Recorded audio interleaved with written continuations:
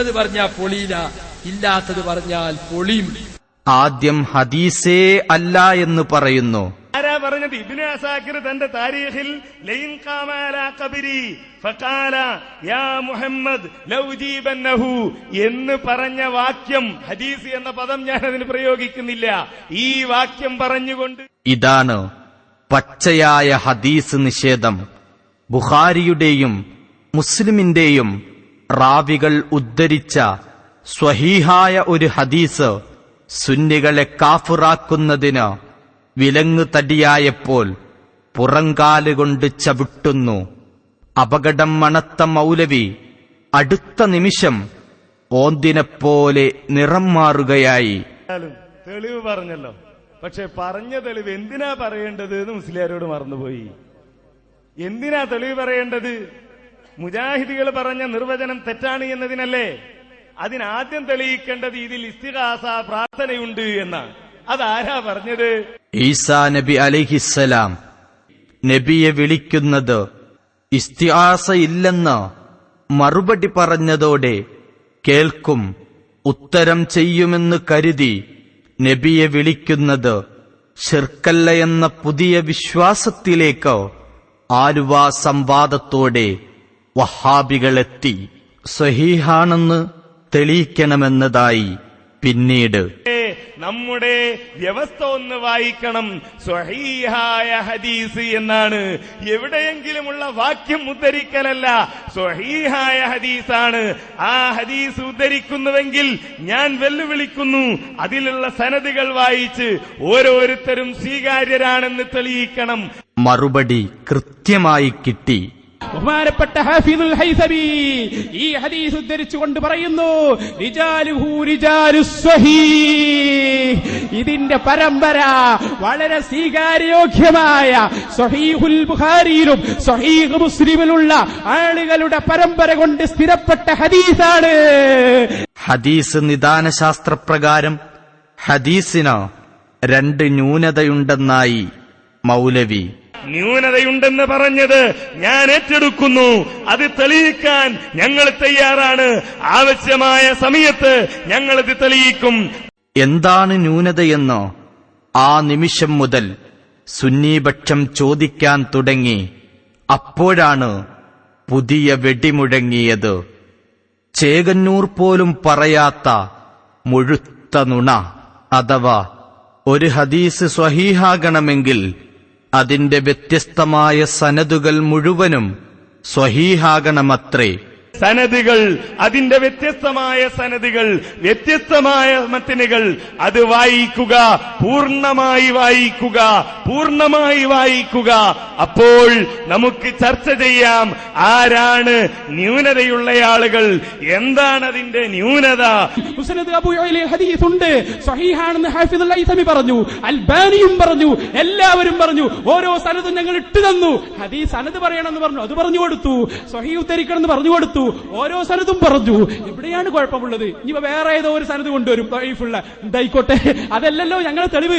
ഈ സനദിന് എന്താണ് കുഴപ്പം? ഒരു ഹദീസ് ഒരു സനദിലൂടെ സ്ഥിരപ്പെട്ടാൽ പോരെ, അല്ലാന്ന് ആരാണ് എഴുതിയത്? അടുത്ത സംവാദത്തിൽ വ്യവസ്ഥ എഴുതിയപ്പോൾ മൗലവിക്ക് അത് തിരുത്തേണ്ടി വന്നു. സ്വഹീഹ് വേറെ നിർവചനം വേണോന്ന് എനിക്ക് സംശയമുണ്ട്. എല്ലാ പരമ്പരയും സ്വഹീഹാവണോ അതോ ഒരു പരമ്പര മാത്രം സ്വഹീഹായാൽ മതിയോ എന്നൊരു ചർച്ച അവിടെ ആവശ്യമാണെന്ന് എനിക്ക് തോന്നുന്നു. അതിനാദ്യം ഉദ്ധരിക്കണ ഹദീസ് ഏതാണെന്ന് ആലോചിക്കണം. അല്ല, ഏതായാലും ഒരു പരമ്പര ഉദ്ധരിക്കുന്ന ഹദീസിനെ നോക്കിയിട്ട് സനദെല്ലാം കൂടി പറയാനുള്ള അത്രേ ഉള്ളൂ. ഉറപ്പല്ലേ? ഹദീസ് വായിക്കാൻ ധൈര്യം കാണിക്കണം ആദ്യം. അതെ, ഹദീസ് വായിക്കാൻ സനദും വായിക്കാം. പക്ഷെ ഒറ്റ സനദ് എല്ലാ വ്യത്യസ്ത സനദുകളും വായിക്കണവരും പറഞ്ഞില്ല. വ്യത്യസ്ത സനദ് വായിക്കണം എന്ന് പറയാം. സനദുകൾ, അതിന്റെ വ്യത്യസ്തമായ സനദുകൾ, അതിന്റെ വ്യത്യസ്തമായ സനദുകൾ, അത്രേ ഉള്ളൂ. വ്യത്യസ്തമായ മത്തിനുകൾ, അത് വായിക്കുക, പൂർണ്ണമായി വായിക്കുക. ഇതാണ് നുണ പറഞ്ഞ അങ്ങനെ ഉണ്ടാവും. നുണ പറയരുത്. ഖുർആനിലും ഹദീസിലും ഉള്ളത് പറയണം. ഉള്ളത് പറഞ്ഞാൽ പൊളിയില, ഇല്ലാത്തത് പറഞ്ഞാൽ പൊളിയും. അത് മറ്റൊരു നുണ കൂടി മൗലവി പറയുന്നു. അതാ ഞാൻ പറഞ്ഞത്, മത്തിന് മുഴുവൻ വായിക്കണം. വായിച്ചോ? വായിച്ചില്ല. ഈ ഹദീസിന്റെ മത്തിന് മുഴുവൻ വായിക്കണം. വായിക്കാൻ ഞങ്ങൾക്ക് ഇവിടെ തെളിയിക്കാൻ ആവശ്യമുള്ളത് ഞങ്ങൾ വായിച്ചു കളഞ്ഞു, അത് വായിച്ചു തന്നിട്ടുണ്ട്. അതാണ് പണ്ഡിതർ നമുക്ക് കാണിച്ചു തന്ന ശൈലി. ഇടയ്ക്ക് ഹദീസ് ഖുർആൻ വിരുദ്ധമാണെന്ന നുണയും മൗലവി കാച്ചാൻ ശ്രമിച്ചു. എന്നല്ല, വിശുദ്ധ ഖുർആനിൽ അല്ലാഹു പറഞ്ഞ അമ്പിയാക്കളുടെ മുഴുവൻ മാർഗത്തിനും വിരുദ്ധമായ ഒരു തെളിവ് ഇലാ യൗമിൽ ഖിയാമ നിങ്ങൾക്ക് കൊണ്ടുവരാൻ കഴിയില്ല. കാരണം ഞങ്ങളുടെ റബ്ബാണ് ഞങ്ങളോട്. അതും സുന്നീപക്ഷം പിടികൂടി.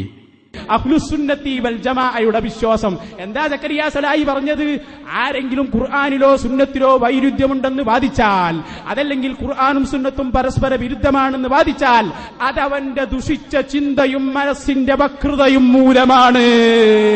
സക്കരിയ സലായിയാണ് പറയുന്നത്. അതിനാൽ അവൻ അല്ലാഹുവിലേക്ക് ഖേദിച്ചു മടങ്ങുകയും തന്റെ വഴികേടിൽ നിന്ന് വിട്ടുനിൽക്കുകയും ചെയ്യട്ടെ.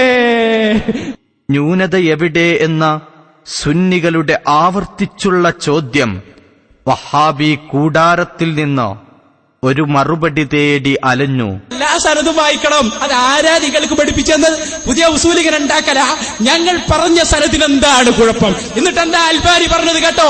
അഖ്റജഹു അബൂ യഅ്ല ഫീ മുസ്നദിഹി. ഈ ഹദീസിനെ അബൂ യഅ്ല മുസ്നദിൽ ഉദ്ധരിച്ചിട്ടുണ്ട്. എന്നിട്ട് ഞാൻ നേരത്തെ പറഞ്ഞ സദസ് അഹ്മദ് ഇബ്നു ഈസ അഖ്ബറന ഹദതനാ ഇബ്നു വഹബ് അൻ നബി സഖർ അൻ സഈദ് അൽ മഖ്ബൂരി റളിയല്ലാഹു അൻഹു അഖ്ബറഹു അന്നഹു സമിഅ അബൂ ഹുറൈറ എന്ന് പറഞ്ഞിട്ട് സമീഅതു റസൂലുള്ളാഹി സ്വല്ലല്ലാഹു അലൈഹി വസല്ലം എന്നിങ്ങനെ പറഞ്ഞിട്ട് ഉദ്ധരിക്കുന്നു. ഖുൽതു, അൽബാനിയാണ് പറയുന്നത്, വഹാദാ ഇസ്നാദുൻ ജയ്ദുൻ. ഇത് ഏറ്റവും നല്ല ഇസ്നാദാണ്. പോരാ, റിജാലുഹു കുല്ലുഹും സിഖാത്ത്. ഇതിന്റെ പരമ്പരയിലെ മുഴുവൻ ആളുകളും വിശ്വസ്തരാണ്. പോരാ, ആരെങ്കിലും ആരോപിച്ചാൽ നിങ്ങൾ വിടുന്നില്ല. റിജാലു ശൈഖൈനി, ബുഖാരിയിലും മുസ്ലിമിലുമുള്ള റിജാലാണ്. ആരൊഴികെ? അഹ്മദ് അബൂ സഖർ ഒഴികെ. അദ്ദേഹമോ ഫമിൻ റിജാലി മുസ്ലിം, മുസ്ലിമിന്റെ റാബികളിൽപ്പെട്ട ആളാണ്. അപ്പൊ സ്വഹീഹ് മുസ്ലിമിന്റെയും റാബിയുടെയും മുഴുവൻ റിജാലുകളുമുള്ള ഏറ്റവും പ്രസിദ്ധമായ ഹദീസാണ് ആലുവ സംവാദത്തിൽ കൊണ്ടുവന്നത്. ഇല്ല മൗലവി, ഇത്ര കൃത്യമായി വായിച്ചു തന്നിട്ട് ഞങ്ങൾ വായിച്ച സനദിൽ എവിടെയാണ് കുഴപ്പം? ഞാൻ എന്റെ ആദ്യത്തെ ആ ചോദ്യം ഒന്നുകൂടി ആവർത്തിക്കുന്നു. ഈ ഹദീസിന്റെ സനദ് ഞങ്ങൾ വായിച്ചു തന്നു, വ്യക്തമാണ്. നിങ്ങളുടെ അൽബാനി തന്നെ പറഞ്ഞു. ആരാണ്? അബൂ യഅ്ല ഇമാം പറയാണ്, അഹ്മദ് ഇബ്നു ഈസ എന്നോട് പറഞ്ഞു. അഹ്മദ് ഇബ്നു ഈസ ബുഖാരിയുടെ റാബികളിൽപ്പെട്ട ആളാണ്, ഏറ്റവും വിശ്വസ്തനാണ്. ആരാ പറയുന്നത്? അൽബാനിയാണ് പറയുന്നത്.